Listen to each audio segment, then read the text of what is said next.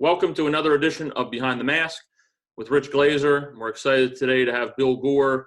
Bill, I'm going to try to get all the stuff you're involved in, but if I miss something, please correct me. Currently on the staff at Gloucester Catholic High School, president of the South Jersey Baseball Coaches Association, and you're heavily involved in your Little League program. Give us a little bit about what positions you hold. I don't think I've seen somebody with so many different position titles. Yeah, so like you said, high school wise, I'm at Gloucester Catholic now. I was at Gloucester Catholic 6 years ago when Dennis was the coach before. So when he came back, obviously he asked me to come on board, and it was a no-brainer. I am currently the president of the South Jersey Baseball Coaches Association. I was on the board at least the last 3-4 years as a vice president. After the unfortunate passing of the president that was before me, they asked me to take over, so I was, wasn't a issue. Little League wise, it's scary to say, but I've been a volunteer in Little League for 28 years. Wow, incredible. Yeah, I started as an umpire actually. That I didn't know. Nah. Sometimes I don't tell too many people, but I was an umpire, and I umpired when I was 12 years old, actually. So that was one thing. And then I've been on I was on the board at West Effort for a good 8 to 10 years. At one point, I was the president, and now I'm on the district staff for District 15, which is basically Gloucester County. Right. And we'll see what happens in the coming months with that. You and I have spoken about that. Really don't want to talk about that just yet, but Sure. We'll go from there. But yeah, that's pretty much it. I'm heavily involved with Legion too, American Legion Baseball. I am on the Camden County, which is basically South Jersey league board, and I am also the Camden County's state representative. Safe to say, if amateur baseball is being played, you're somewhat involved. That's my take. In the state of New Jersey, yeah. It's great to have you here. Thanks for coming on. Okay. It's got to be a great honor to be the president of the South Jersey Baseball Coaches Association. How are you enjoying that position so far? Well, pre lockdown, it was fun. I mean, I was looking forward to the season and different things like that. But I mean, right now, with the exception of some things here and there, it's kind of not to say boring, but it is. Yeah. Something that Sam Tropiano is heavily involved with the association as well, obviously, and something we've discussed. Obviously now that school's been shut down, along with the season, is the one big thing we need to do is honor the kids that are in the graduating class, and in the coming week, something's going to come out that we're going to work on doing as an association specifically. Yeah, that's certainly worthwhile. If we could help in any way, we'd certainly love to. Bill? Go ahead, Rich. Oh, I don't want to interrupt. Bill, I know that you've worked under some very big-name coaches, Sam Tropiano and Dennis Barth, just to name a few. Yes. And I just wanted to know what you have learned under these coaching legends, and do you aspire to be a head coach one day? Sure. Possibly at a high school, or even at the college level. Yeah, it's a sarcastic joke in the coaching realm of the fact that I have coached at both Gloucester Catholic and Bishop Eustace. I'm sure both of you are familiar with the fact that that's not always a friendly situation, right? And so those two, that being around those two, though, I mean, I've known both of them was probably longest, not a little bit longer. because of my association before that with some other teams and whatnot. But what I've learned from both of them, I would say probably the biggest thing, and it's probably similar with both, is the organizational part of it.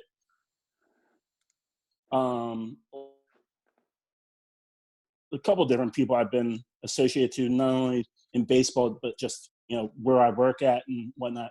I work at Westover High School, where Clyde Polson, the former football coach, works there. And the three of them are three people who I, highly respect and whatnot. And their biggest thing is attention to detail of practice, working on different things, working on specific things that, either you lack during practice the day before, at a game, something of that. That would probably be the biggest thing I would say that, I've learned. With regards to myself, aspects of being a head coach, 100%. I would like to be. I have interviewed for different jobs, and it just hasn't worked out for whatever reason, and that's fine. I enjoy what I'm doing with, with what I've done with both, all the organizations I've been a part of. So that's pretty much it. What about a college level? You have any aspirations for trying to get into? Yeah, if the situation mounts it, I would, 100%. Bill, you're involved in so many different levels of baseball, as we went through already. I think your perspective on this would be particularly valuable about just amateur level baseball umpiring. What do you think is the overall status of it right now?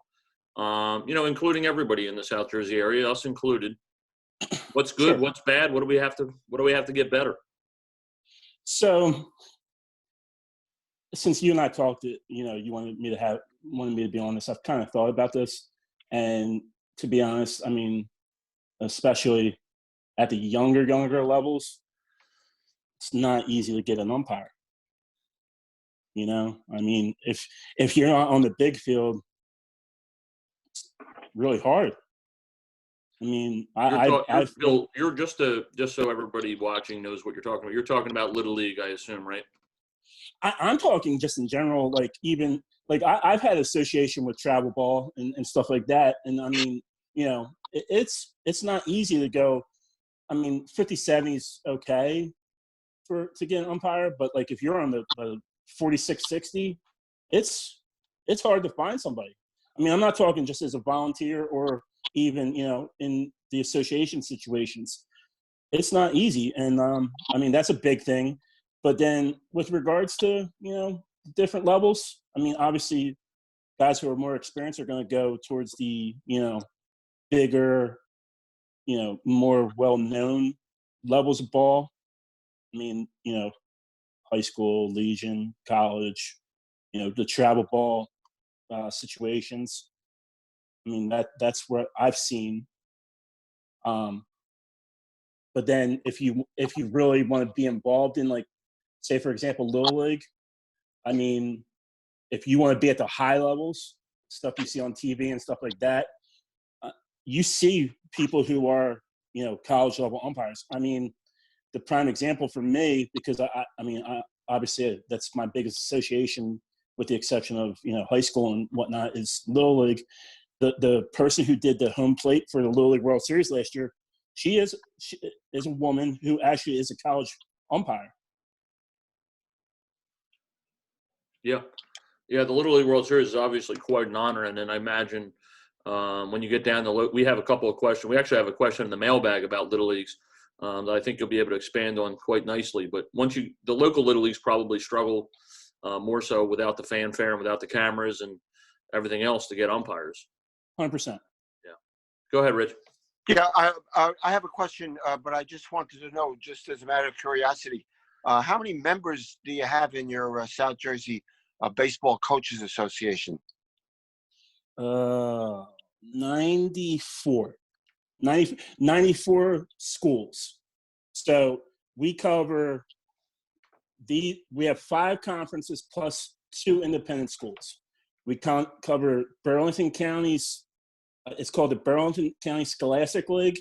Obviously, the Olympic Conference, the Colonial Conference, the Tri-County, and the Cape Atlantic League. And then those are the 5 conferences, plus obviously King's Christian and Morristown Friends. It's a pretty big group. Yes. Okay, let me jump to that. The next question I had here for you, Bill. You've seen our umpires, the TSC umpires, Yes. Yep. Up close and personal, while working for Perfect Game. What has the difference been in your eyes between a TSC umpire and the umpires you see coming from other organizations? Choose your words carefully. Yeah, obviously. No, I mean, you always have consistency of the umpires. When I worked the Perfect Game stuff, I mean, that's when I first was introduced to John, was working Perfect Game. Yeah. And, where I was working at most of the time, I saw most of the time the same people, but, depending on the tournament and then also, what else is going on, obviously it gets spread out a little differently. But you always see with you guys is the consistency of how things are handled, how you guys control the game, things of that nature. That's something we always shoot for. That's a great compliment for us. Switching gears a little bit, you and I have recently discussed, and I saw you just before we got on here, you posted on Twitter some details, but you're in the process of organizing a high school baseball event. Yeah. And you mentioned the weekend of April 30th to May 2nd, and it will benefit first responders. Yeah. Where do you stand in the planning stages of this event? Do you have anything you can share with us that's definitive, or what your goals are with it? I think it's a great, Sure. It's a great thought. Sure. So obviously, I mean, something that I've talked about with different people for, different things was, I mean, everybody knows that there's different, I call it a showcase. It really isn't. It's more just a single game situation.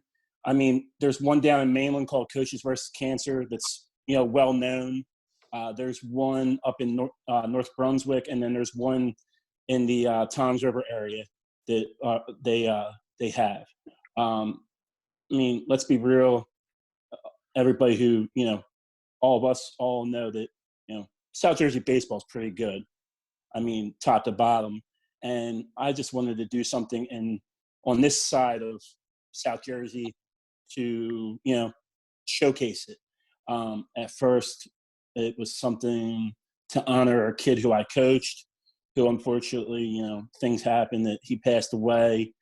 And then, once this happened, this was, a given of, wanting to honor, first responders, whether or not it's, medical, different types of people. So to avoid those different other entities that, are going on throughout the state, that's why I looked at the end of April, early May.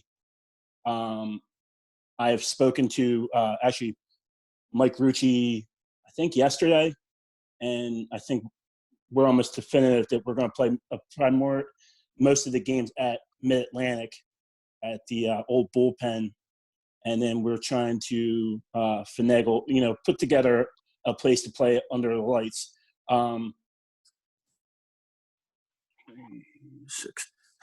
So far, I got 7 teams confirmed. Still working for some more. Doesn't matter, group size, programs, whatever. I'm open for anybody who's, interested in it. And then finally, I think you and I can say this, that the umpires that are going to be handling it are the Tri-State. We have already agreed to that. That's been booked solid for at least 48 hours. Now, what I thought was a good idea by you, Bill, to mention the third umpire, because considering considering the charitable nature of the event, Rich, this is news to you, even though you're on the inside, you don't know this information yet. We're going to supply a 3-man crew at the cost of a 2-man crew at the varsity level. So the umpires will give a little bit back too. I think that's absolutely worthwhile, and we'll probably look at making a donation anyway as an organization. But Cool. We're ecstatic that you decided to ask us, and we're happy to be a part of it. Absolutely.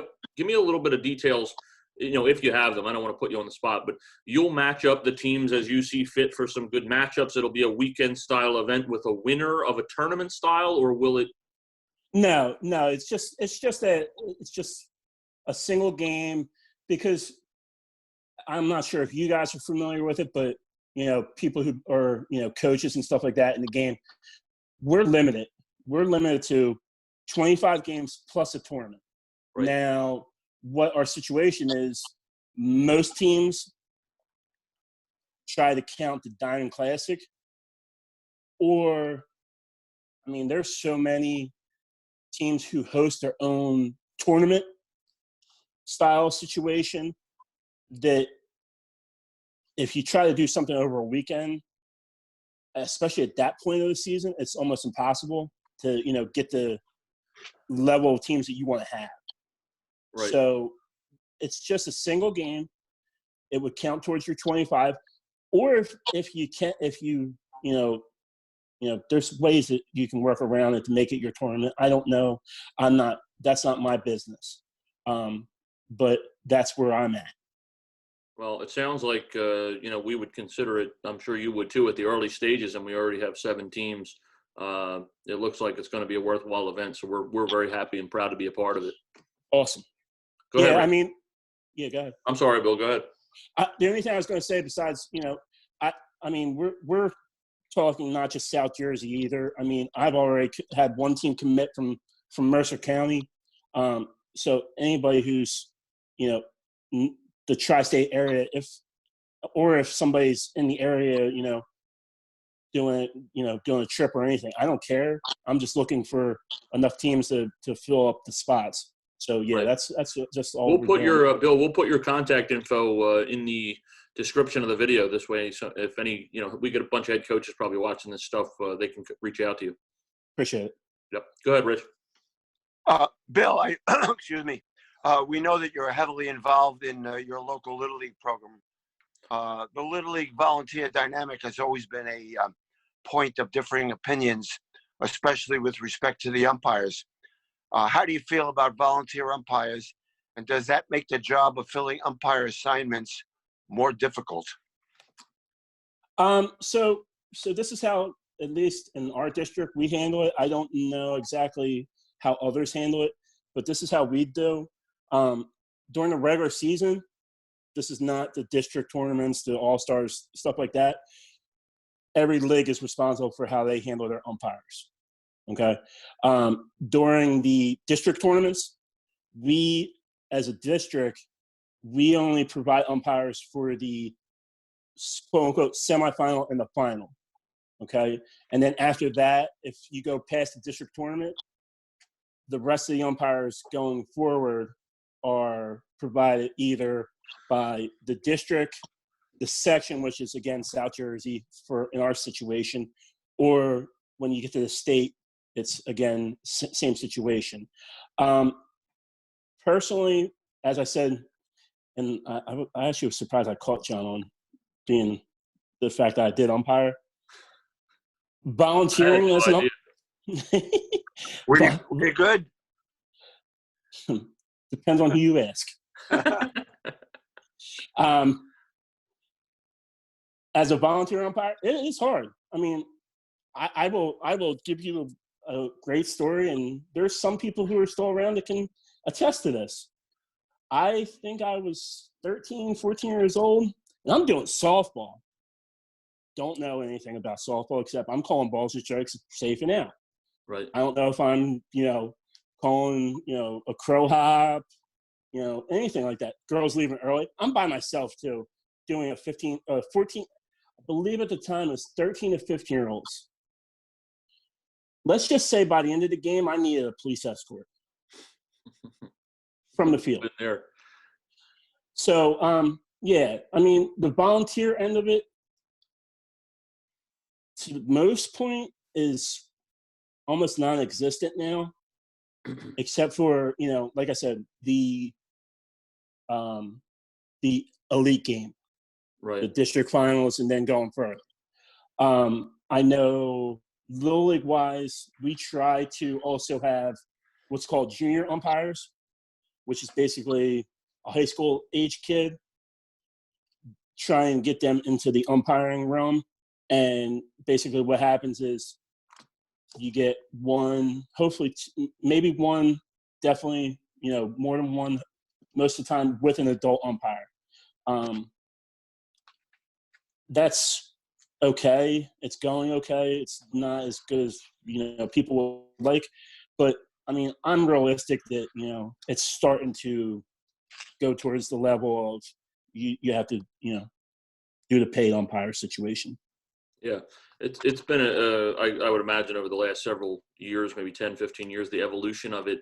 There's the shortage of umpires added in with sort of the plentiful nature of paid assignments makes it very difficult to then get a guy to say, you know what, no, I'm not going to go make X amount of dollars over here. I'm going to make $0 over here. I think that's been, probably a big part of the evolution of the 100%. extinction of volunteer umpires, unfortunately. Yeah. Bill, and this isn't a gotcha question or anything, or I don't need you to single out anybody in particular. I'm just curious of your opinion at the high school level. I think high school umpiring comes under as much scrutiny as any level, aside from probably Major League Baseball. The season is short. All the games matter. Just like college sports, the kids are local and they're with their friends and they're into it. They want to win. And I think the high school umpiring comes under a lot of scrutiny, and some rightfully so. What do you think are some things at the high school level that we can do better? How can we improve umpiring at the high school level, in your opinion? I would say, I mean, I think you and I have spoken about a specific situation more than once. Yeah. That I'll talk about after I'm done saying my piece. And again, this is another compliment towards your organization specifically.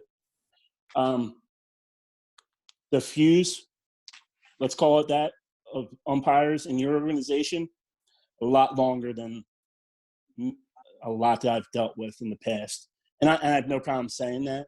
Right. I've dealt with some umpires who get a little bit, and for whatever reason, that's totally fine, and we get it, and just be honest, and that situation. But then my only other issue is, and this is kind of a big thing, is you have a partner for a reason. Use them.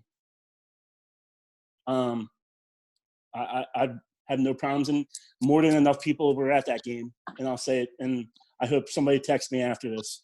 A couple years ago, I coached at Bishop Eustace. We were playing St. Augustine in the South Jersey semifinal at that point. One of our kids hit a ball, and should have been a grand slam. Umpire was an umpire in the field called it foul, and a significant amount of people said that the ball was fair, and we at least asked him to try and get help, and the umpire refused. And that's just I didn't agree with that, and I still don't agree with it, and I have no problems. I'll take any kind of heat about that, as long as I'm around baseball about that situation, because it was very frustrating because of just the nature of the game, the nature of the situation of where it was at. South Jersey semifinal, two of the best teams in South Jersey, a couple thousand people were at the game. It's just a thing that's going to bother me for a very long time. Well, I think it's fascinating when we talk to coaches like yourself. We had Scanzano on. We even had we had Rucci on. You just talked about him, and hearing. Obviously, you guys all phrase it differently, but you all end up meaning the same thing when we talk about what we ask. What can we improve? you guys want to be able to have a conversation with umpires. And that's what you're talking about with the fuse. You want to be able to ask questions. You want to be able to talk to guys without them getting defensive and probably immediately going to a warning when you maybe don't think it's warranted, and then restrictions, bordering ejections.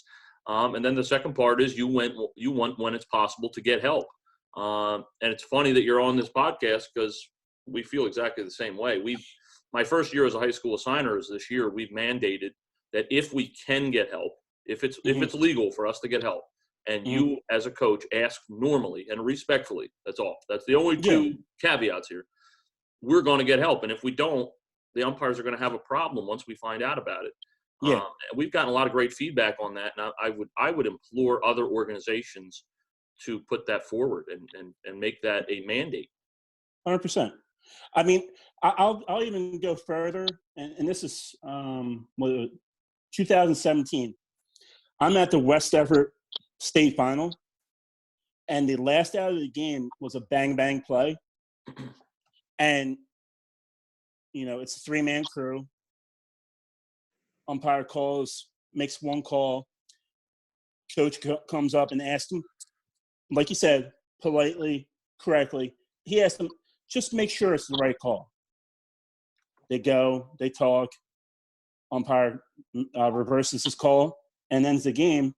I mean, it takes, that I gave that umpire and his crew a lot of credit for doing it, especially in that situation. And, that's like what I'm just saying. And I mean, I give him credit. I give the coach credit for, doing it that way. Because, I mean, bang play, fuses are going to be a little bit tighter. Yeah. You know what I mean?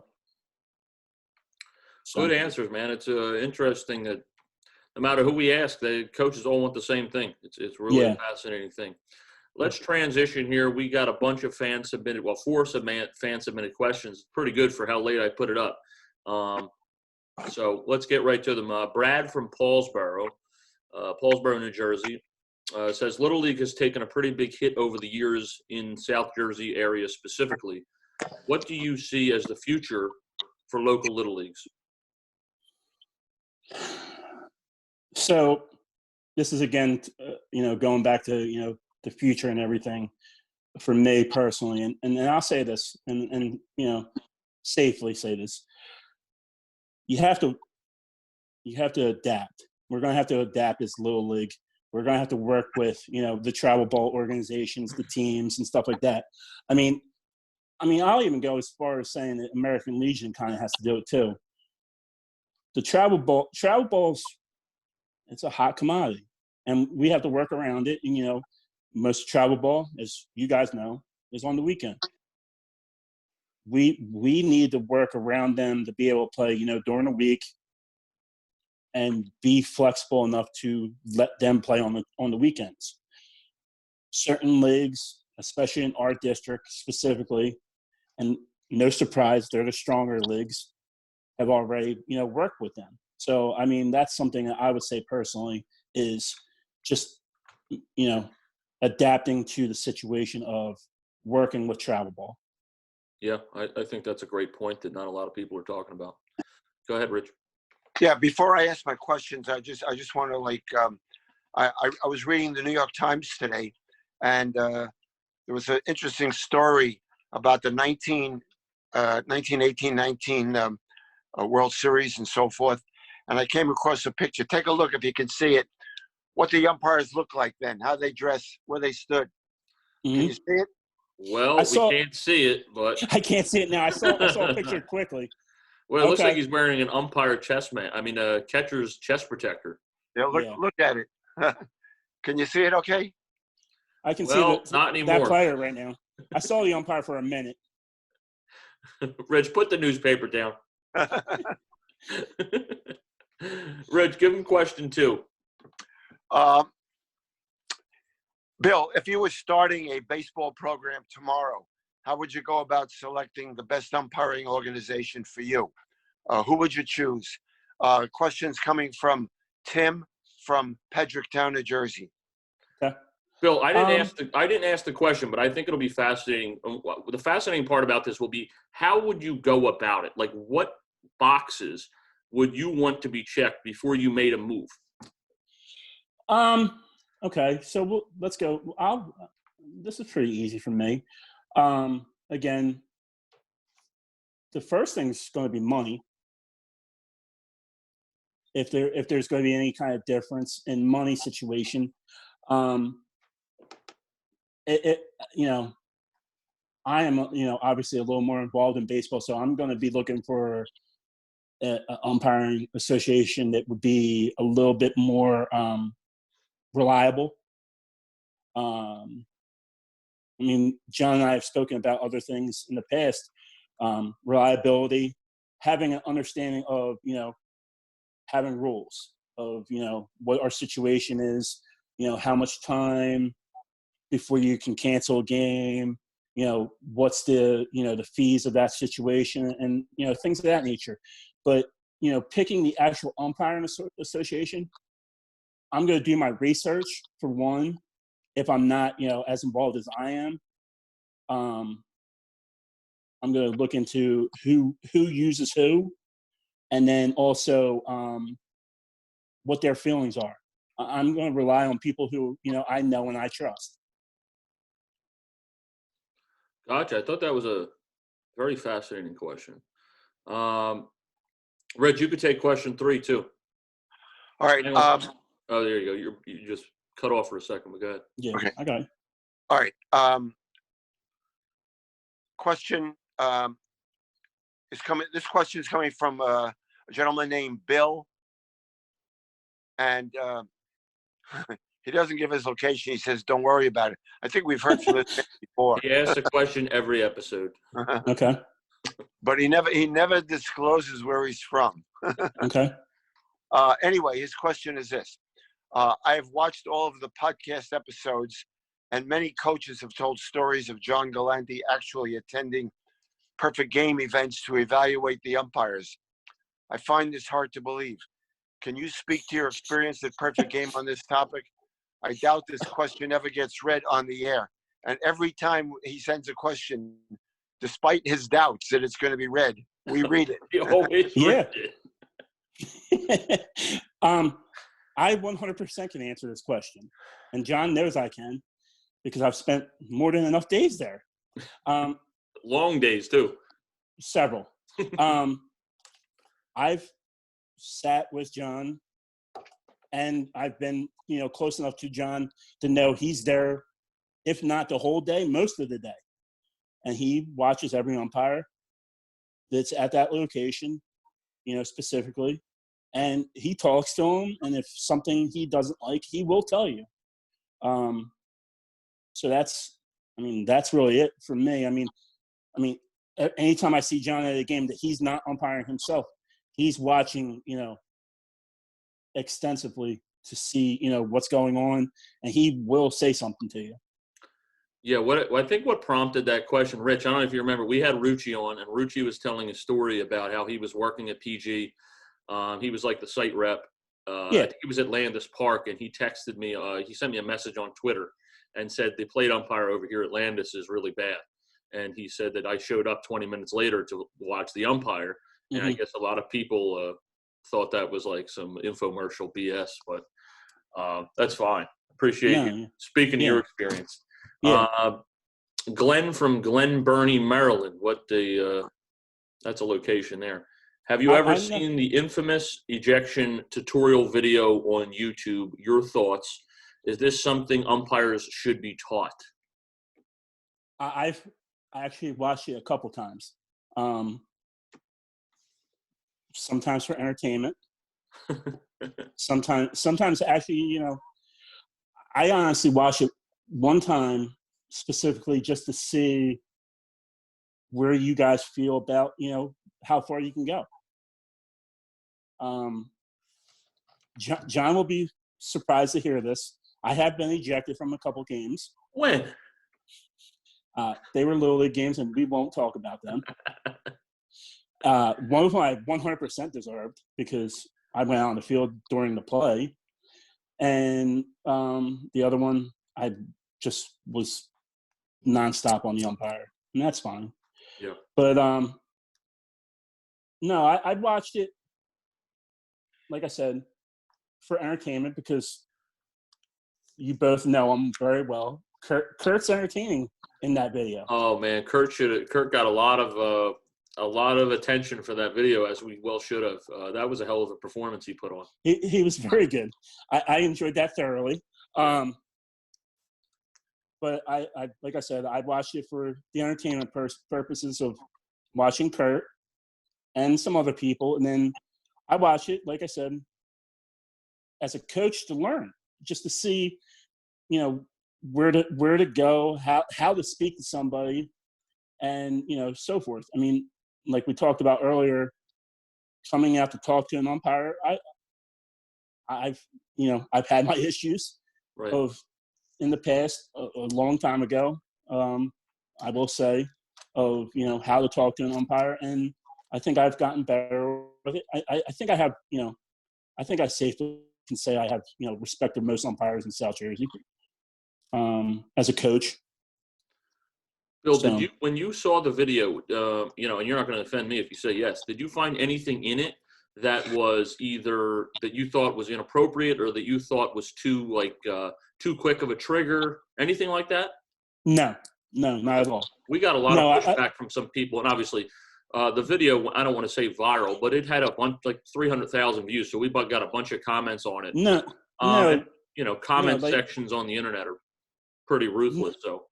Yeah, I've seen them. No, like, just because of my experiences in high school and American Legion, I mean, I've seen a lot of umpires, and I mean, I shouldn't even say umpires. I should more say the coaching side of it.